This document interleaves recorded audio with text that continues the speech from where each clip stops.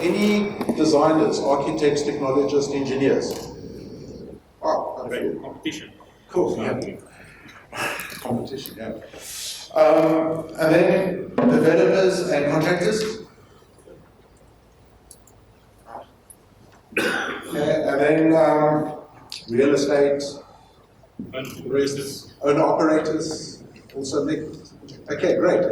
I'll tell you why. Because what we want to do is we just, for the next lawyers. Yes. We've got to watch what we're saying. No, we say. Cool. We need to disrupt and just throw a couple of ideas out here to everybody about the industry we work in, about construction, about buildings we buy, build, manage, own, operate. And I'd like to not keep it too structured. So what I'm going to do is I'm going to pass you over to Leon from Rensburg from Home for SMEs. Start a conversation with some slides, and then I'll step in just now. And then we will open up for questions and a couple of ideas and concepts that might make you think. Right, so I don't like to be confused. You see, what's it? Okay. So, cool. So thank you very much, Nick. Neil, thank you for the introduction. I am certainly not an architect. I am not an engineer for my sins. I do this because I want to look at it from an owner-operator perspective. So I used to work in hospitality. Any hospitality agents here? Not today. Yes, oh, there's a couple. All right. So I used to work for the Sandton group, and I used to work for the African Pride, the Protea group. My biggest pain operating a facility is once the contractors and the engineers left site, I was left with this facility to manage, and the thing that irritated me the most is I couldn't find the information to service my locks. Now, who stays in hotels regularly? How many of you can't get into your room after a long day? How does that irritate you? A hell of a lot, right? Okay. This is something simple that we miss on a regular basis. So this got me thinking, and I started approaching this environment a little bit more to understand how do we get that information so that me, from a general management perspective, can make an operational decision that can save me on my costs, firstly. Secondly, increase my customer experience. And thirdly, allow me to sell. You're talking about marketing, Tony. How can I market and sell my properties on a more effective basis? By eliminating some of the frustrations. So these are some of the questions that went through. So what we started to look at was, how do we use data? What data do we get? How do we operate that data? So firstly, before I get into that detail, I want to go through some of the slides, and I want to shock you with some figures. If we had to look at Africa currently, and we said, click it to go through.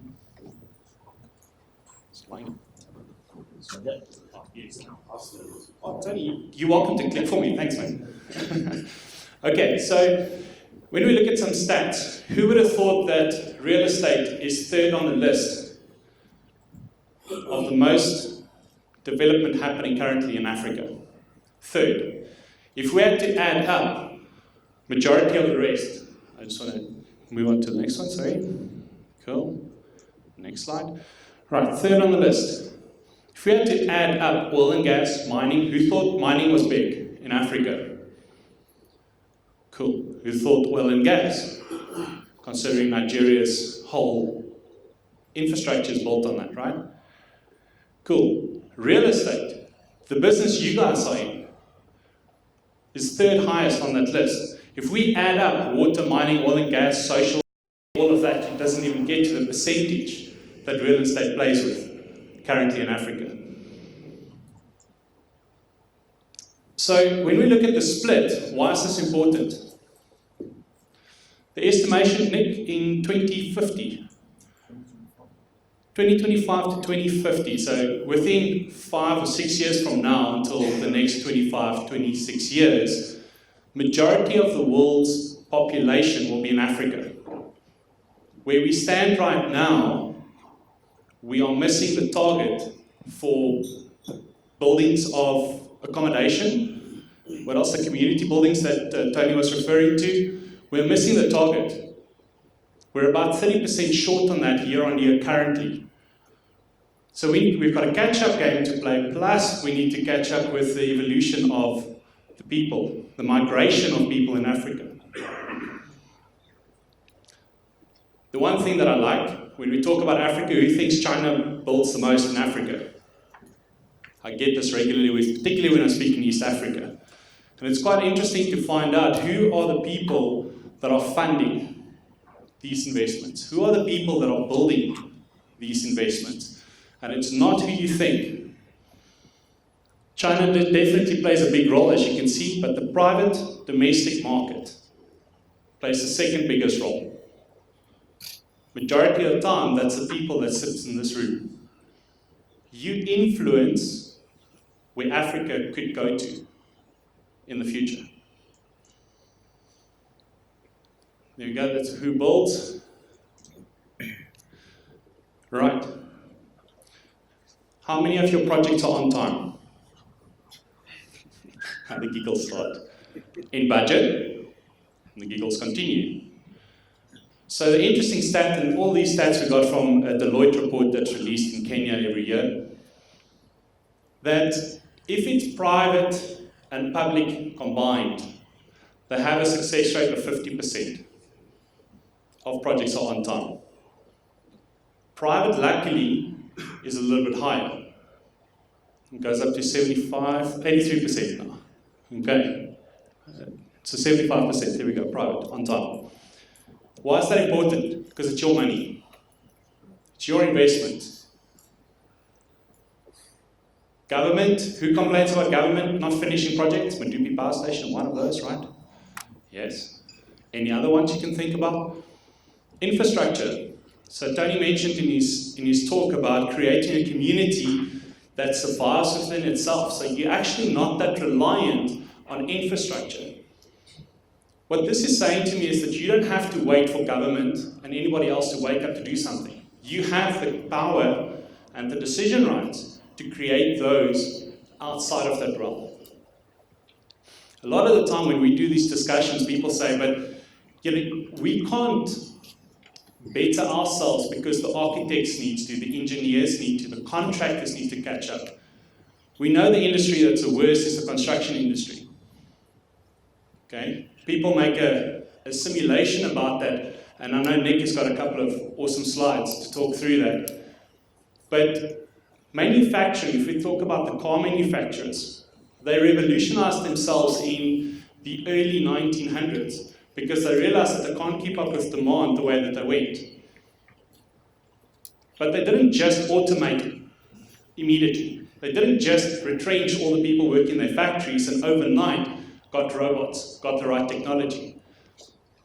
Those took decades before they got to those points. Yet, a lot of the time when I have these conversations, people sit and say, but we need to make these changes immediately. And we keep on forgetting that the impact that it may have on these figures. What does it mean to you if that project doesn't open up on time? Anybody want to give me a stab? What does it mean to you if your project doesn't finish on time? Money. Okay? The rental income? Amongst others, correct? How many of you penalize the professional team? That's the way contracts are written. Okay. So, these stats show us that there's a lot of development happening in Africa. A lot of that development is actually happening outside of South Africa because South Africa seems to slow down a little bit and we're more worried about what government is doing than actually worried about what we are doing. What are you doing as individuals to change that mindset? The reason why we don't have the conversation around BIM, anybody knows what BIM stands for? Cool. We'll keep them at the back. That's safer that way.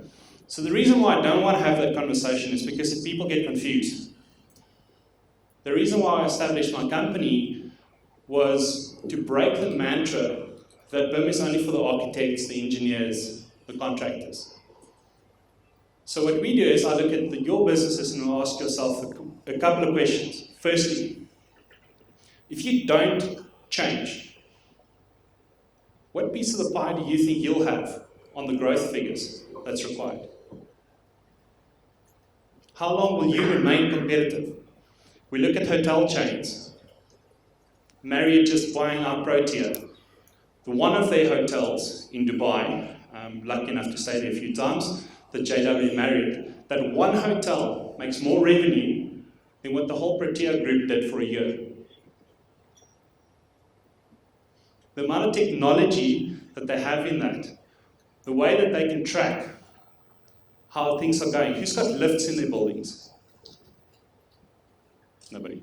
Okay, cool. Let's choose another one. Who's got air conditioners in their buildings? Yeah? Okay. Lights. How often do you burn your electricity bill because the lights are left on? Yes? How expensive is it to switch it to censored lights? Yeah? I see a couple of you cringe. So they looked at this and they said, cool, if I want to reduce my operational costs by 45 to 55% in a hotel, what is important for us? And those are the types of figures, and those are the type of questions we constantly need to ask ourselves. So if you go back into your business, you ask yourself, what is important for you to move forward, to change? What are your critical components right now? And trust me, it changes. Sometimes it changes overnight. But what are those critical components that you need to change? And how difficult is it to actually change those?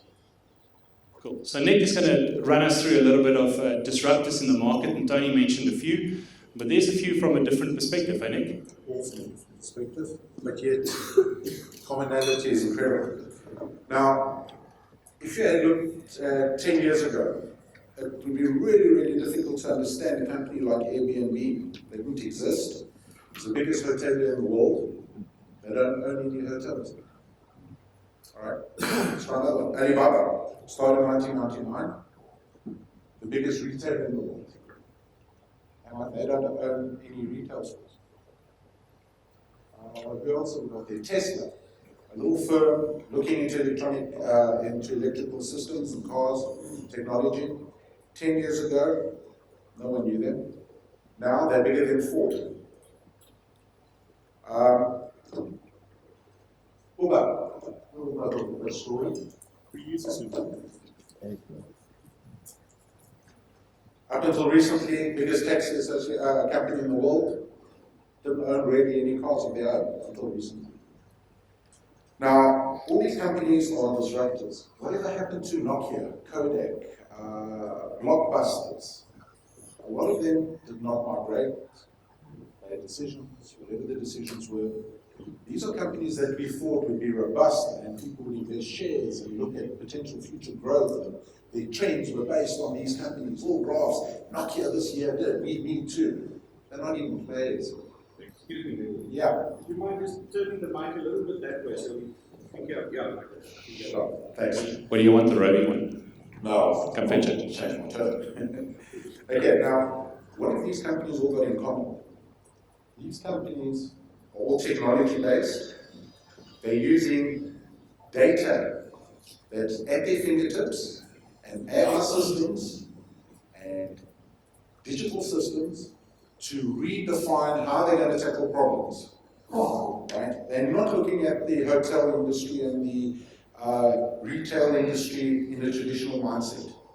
They stepped back, they broke all those rules, and they said, how are we going to do it with the data and the technology we've got available so that it runs in the background and we can be a lucrative business without having to worry about all the traditional issues that everybody's used to coming across.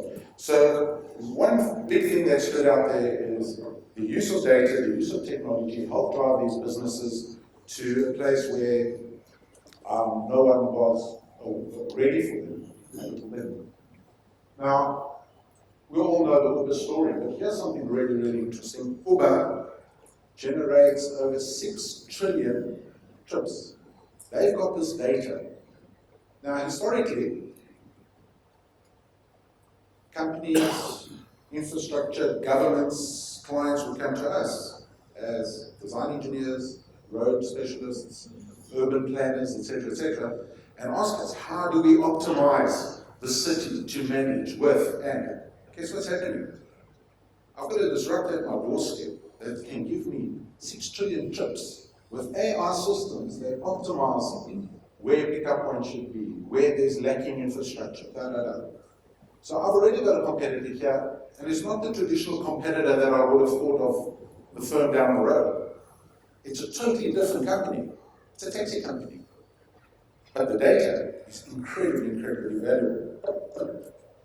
Now, the construction industry is 45 years behind pretty much any other industry.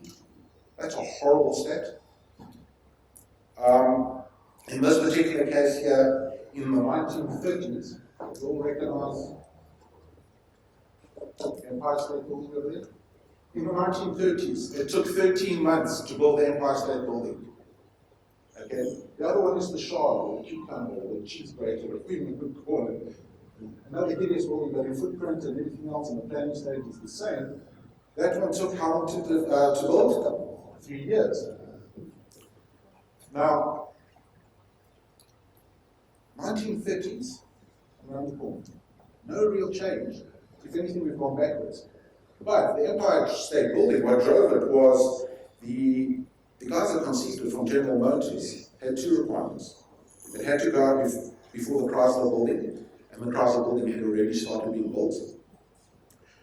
And the second one, they didn't have time to try and wait for traditional approach of the engineers and architects and the construction industry at the time.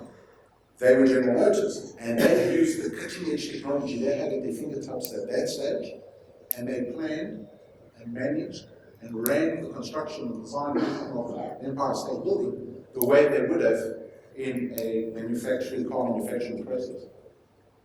We're still not using technology like this. We're still behind. It's damn infuriating. There's a company, an American company, Karassavas. This is a particular project in China. Karassavas is a leader in off-site manufacturing, engineering, architecture, but they're not engineers or architects.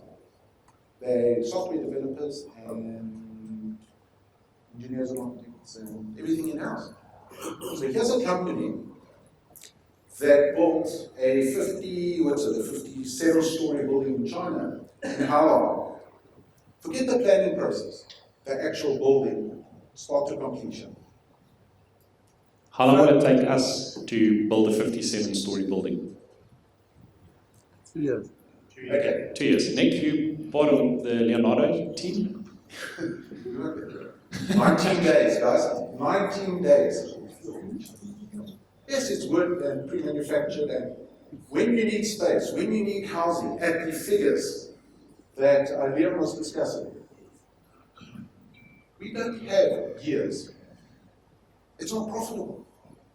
You can turn a building like this, get tenants in, sell, and operate in times that we can't even get things through council. I can't get an SDP through council in less than 3-4 months, and that's by being there and walking it through. Okay? So what they've done is they've written their own software platforms. They've hired their own engineers, architects, and specialists, and they looked at process, how they can optimize process, how they can optimize and build the process to talk to the fabricators, to talk to procurement, to tie up deals for the materials and everything they need. That process commonly is BIM, Building Information Modeling. It's a digital process to optimize communication, purchasing, sharing of data, and using that data once it's created to maintain, manage, and run their operation. Right, now just going back to one of your slides, real estate. How are we going to tackle this problem? We're already 130,000 houses per year behind. And that keeps going down when our curve is going up. These are projected figures in Africa. So in 2025, we're already 25% of the world's population. Sitting in the 2100s, we're a third of the world's population.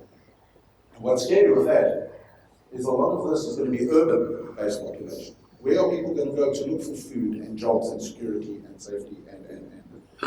We need to be able to deliver at figures we don't comprehend. Our current traditional ways of doing things are not going to help us meet these targets, which means one of two things. Companies like Catchera or new upstarts are going to come and take our space if we don't start working a bit more efficiently. Will we need estate agents? Will we need architects and engineers the way we know them? It's not going to affect me. Probably not. It's going to affect my kids and my grandkids, that's for sure. How are we going to deliver? It's going to affect the quality of life in Africa. So, we have an ability in the construction, the AEC industry, to step up at a minimum of 20-25% efficiency. Okay, now, stepping up to 20-25%, we're not going to still hit those figures. But you know what, we're going to keep our head above water. I don't know how we're going to hit those other 35-40% that we need to achieve these growth patterns and deliver to these growth patterns. But there is one way we are aware of and we know works, and it's been around for the last 12 years now. It's digital deliverables. It's where we communicate, we model, we share models, we speak to contractors in the form of digital data. My engineers, my architects, my contractors, also together on digital models, and every piece of technology that anybody uses gets stored into a database. What is that for? Yeah, it helps the project and it helps everything work up until the handover. That's a tiny piece of it. Okay, so it makes our jobs a little bit easier, gets the project up cheaper, more efficiently, with less problems on sites, more cost effectively, and gives contractors ability to now purchase and have better deals and negotiate material better. But that's not where the benefit is. The benefit is to the owner, the clients, the retailers, people buying and selling the property, leasing it out. Many governments, such as the UK government and many others, military, have mandated that all projects will be done in a digital manner, will be done in BIM. You want to work with them, you have to work in a certain way. I've got clients to this day that have now started coming to the engineers and architects, clients, because they see the benefit, and we'll mention a few of them, and they go, you're going to build my building, but you're going to use this BIM thing. They might not understand what it is, but they do know historically that the building will be more efficient, it will be designed better, it will go up faster, the communication within the teams will be that much better, and when the building's finished, they will have a database that they can access and know what they own, where elements are, what's breaking, what worked, what didn't work, and when they want to sell, demolish, or do whatever with this building, they've got information that they can pass on to the next client because they know what exists. So I often say, why can't we Google what we own? Run onto Google, you can find questions. I must be able to Google my assets that are worth more than anything else. I want to know, where did we buy our lights from? The air conditioning in this building, geez, what's the life expectancy? What's the warranty? Hang on, how much power was this building designed to draw versus what am I actually drawing? Is there a shortfall? So, hang on, I'm going to buy a building. Can I see your data, please? I'd like to see that this building wasn't put together to flip. You know, with cheap air conditioning units and the crappy lighting and just concern for cost so we can get a bigger profit margin. Maybe this building, and there's a real value to this, had better lighting strategy, had intelligent air conditioning systems, had more green and better glazing performance, etc., etc. That building now is worth a lot more to me. Having that data at your fingertips is very much like buying a car. How many people buy a car? Everybody buys a car. But there's history on the car, there's data on the car. I can go to the agents and say, I'm buying this second-hand car, what was its history, what was replaced, what is the trend for this model, how many of them had gearbox problems? There's a maintenance plan here. So I'm going to buy this car with a certain amount of confidence and I know what I'm in for, potentially, and I can make an informed decision. We don't do that with buildings. We look at the financial side, but we're not looking, is this building worth my while? Am I going to have to replace the entire plant in 3 years because the contractor didn't use what the engineer specified? Maybe he did in performance, but he went with the cheapest, I don't want to say Chinese brand because that depends on what you buy. They could be exceptionally good. And we're going to start selling and buying these expensive commodities, looking at this data. UK government now has got 12 years of data, and they're saying it's given them a 32% performance increase in how they manage, how they maintain, and how they purchase and they run their assets. And that's why they keep mandating all their projects. The US military, same story. So now, Before you go, yeah. hang on. So, who constructed a building or a house or something? Who's been part of a construction? Okay, quite a few. And you then operate and own that facility afterwards? How many of you? Few, okay.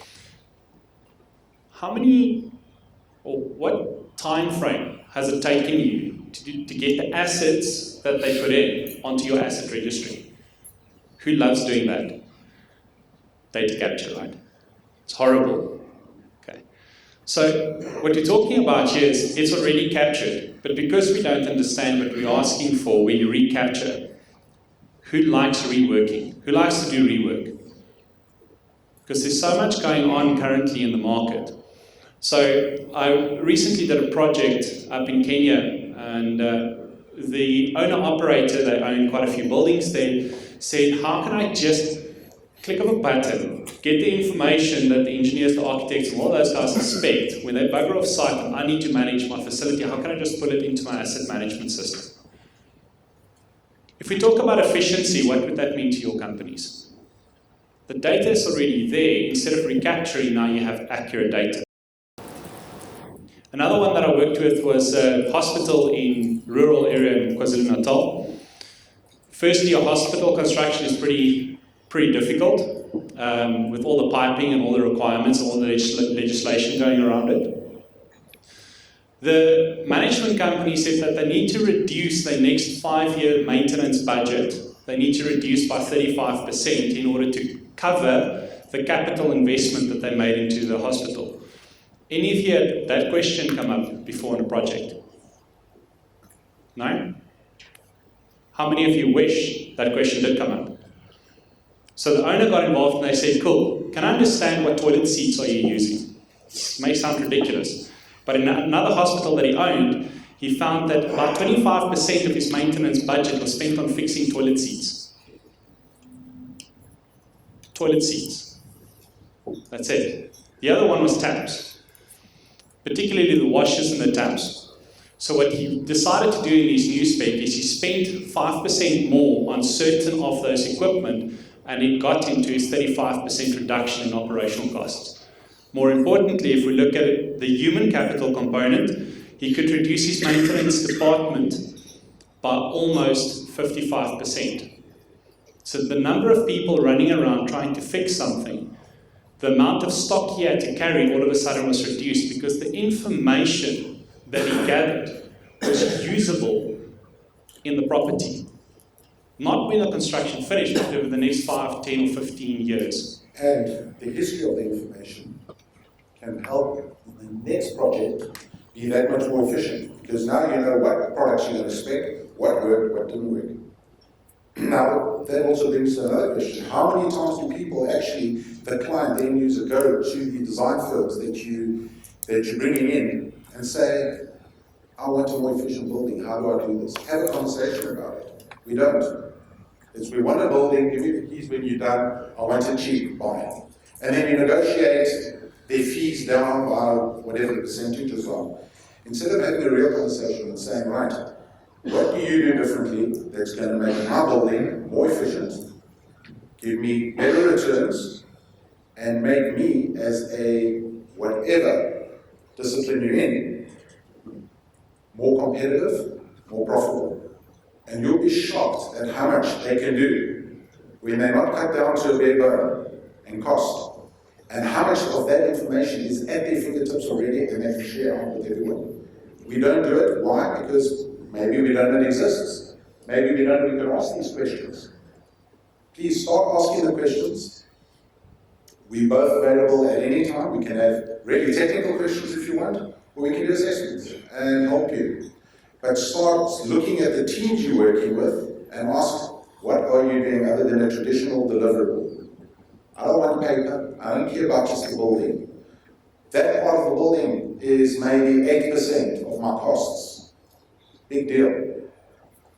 The life of that building is about 150 times the cost that it costs to pay all the consultants and to build this building.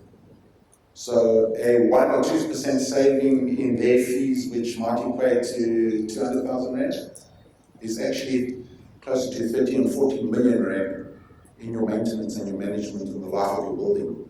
So 1 or 2% there is a cheap solution to have a product that you can actually leverage and use going forward. Yep. So, we've babbled now probably for about 35 to 40 minutes. Yeah, questions? Does anybody have a question for us?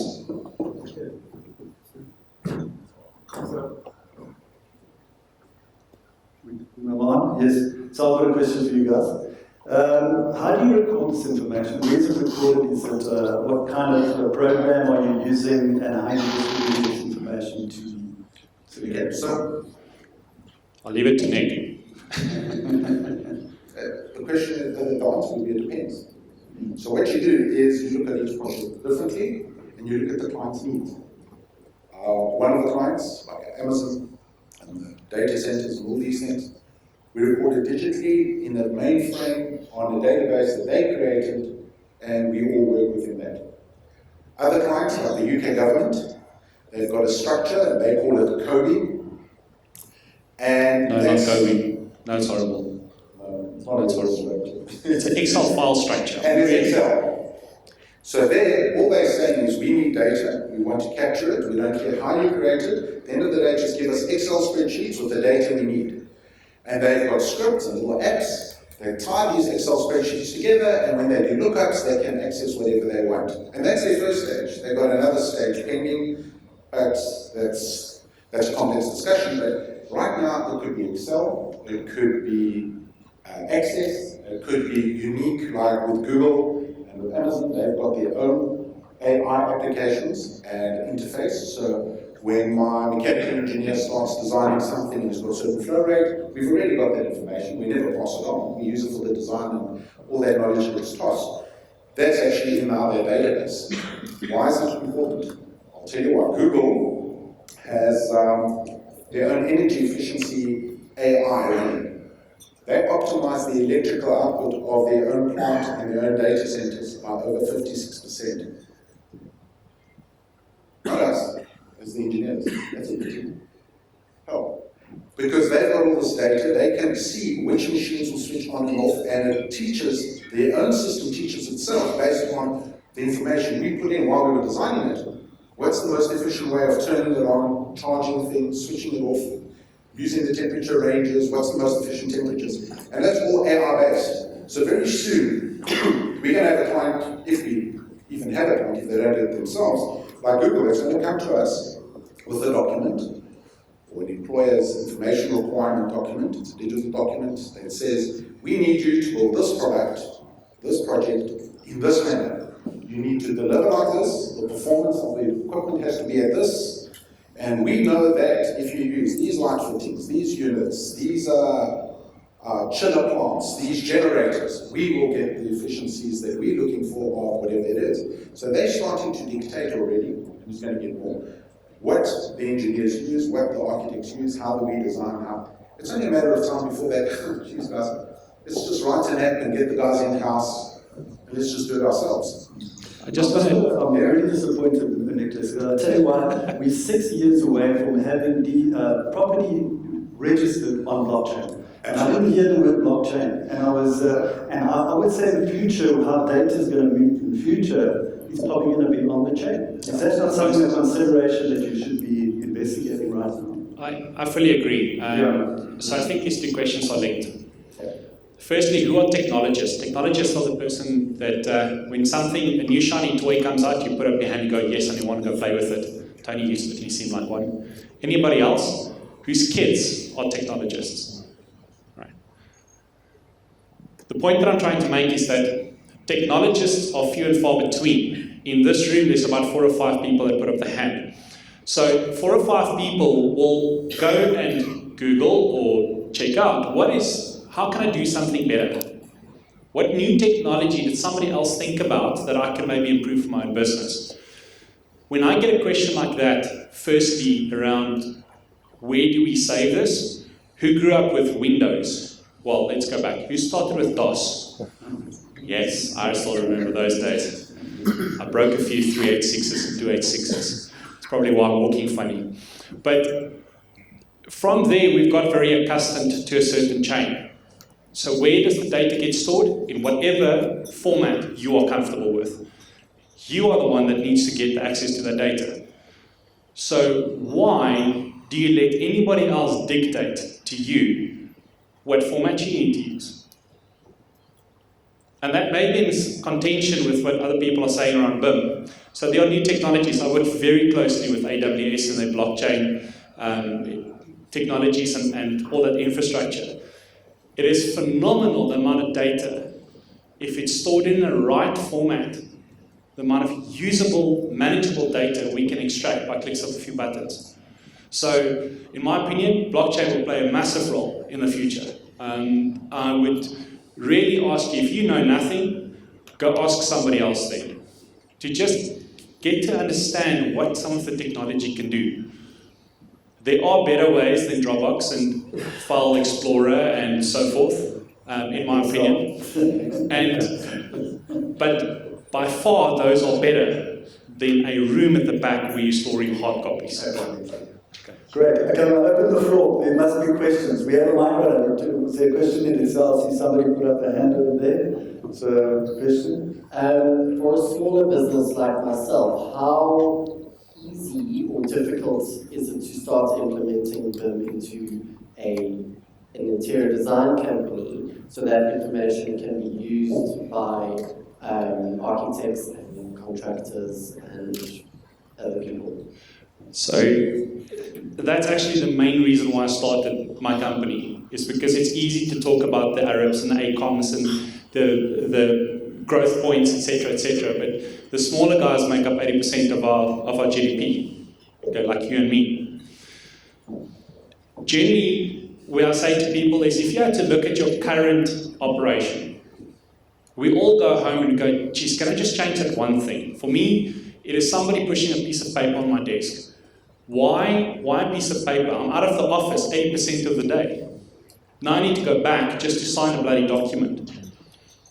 So in your company, can you think of one thing that frustrates you right now? Okay. Few. So mention one. Just mention one. Getting costs together for when we're trying to do a lot of quantities. Putting all of the costs from all of our suppliers to then give to our clients. Okay. So that's a huge part of our time. On average, how long does it take you? Well, I personally don't do it myself. But, yes, you got people, right? We spend a good, geez, 2 weeks of the month just chasing down suppliers, getting costings, and then it's a huge part of our business. Okay. So before, I want Nick to add some value here, but before that, so where to start is look at what frustrates you. If you can pick off 1 or 2 of those things that frustrate you, and you can streamline that. So by streamlining, it doesn't just mean you eliminate it. By streamlining, I mean that you actually go and say, how do we do this faster, quicker, and more efficiently? Give an example. I had a client with doing rebar schedules. Who knows anything about that? Okay, cool. So in general, a 10,000 square meter slab would have taken them 3 weeks. by investigating what were the best routes, they now do it in 20 minutes. So if you look at your costing and you go, okay, what are some of the manners and the ways that you can streamline those? Maybe it's communication with your suppliers. Maybe it's getting the information in a certain format that you can use it more easily. There are many different ways to look at this. So for small and large companies, there are two ways that we survive in this economy. The first way is we improve our profits by increasing our sales. Okay, Tony spoke a bit about how do we market ourselves to position ourselves differently. Okay, how do we speak to the right people? So that's one way. The second way is how do we become more efficient? BIM and building information modeling is all about efficiency. Okay, so there are metrics that you can look at. There are specific documentation that you can go forward and get to the detail. What I find is to confuse people. Maybe, I know I've worked with Nick for quite a few years, and we've worked on some of their detailed processes that they've got, and trust me, it gets pretty intriguing. But for a starting point, join the unconference. Go to that QR code. We've got a BIM unconference, where it's really about you guys. Where do you want to start? What do you want to do? Okay. I'm happy to pick up that conversation a bit later. But Nick, you had some value. Yeah, and just on a more slightly technical level, very similar question, architectural firm, really good friend of ours, doing a lot of hospitals, set up the hospital templates and the systems. Typically, costing on that side for material, bricks, quantities, the QS, and all everybody involved, very traditional process. What started happening, because everything we were doing, they were doing in a virtual model, in a BIM model. It's almost like a virtual building. You actually don't draw on paper, you actually put in a door and a window and a light and a finish on the wall and the tile. What happened then is we had a digital takeoff to a cloud, to a database, and it remembers. It remembers my finishes, my coverages, my tiles, the glue, the labor rates, and any other combination of formulas I want to put, or recipes I want to put to an object. And then we create a spreadsheet or a takeoff that simply tells you what's there and takes it off, and you can have a live costing that doesn't take you more than 3 minutes. Now, it doesn't mean you draw everything, it doesn't mean you have to draw everything. Let's think of something, a pipe. I've got a slow pipe, and there's a pipe, cost for the pipe, and there's a cost for the labor and connectors and the length and the diameter, but also the depth, which I don't worry about because I've just got 4, will dictate if there's an additional cost for trenching and how deep I'm going to have to dig. But those are known rates. And in your industry, you know your rates. Yes, the actual price might vary from month to month, and that's a simple little calculation, a simple little figure you add in. But everything else that you've designed, that you've done in your firm, is digitally there. So I can do a concept and say, what will that cost based on the last 4 projects? I've got a trend. And if I change this, does this go up or down? I've got a price. Now you can go back and say, all right, we're going with this one, it should cost about this, let's do a final check on the final numbers. You plug those in, what is in your drawing, what you've designed, and the figure is right.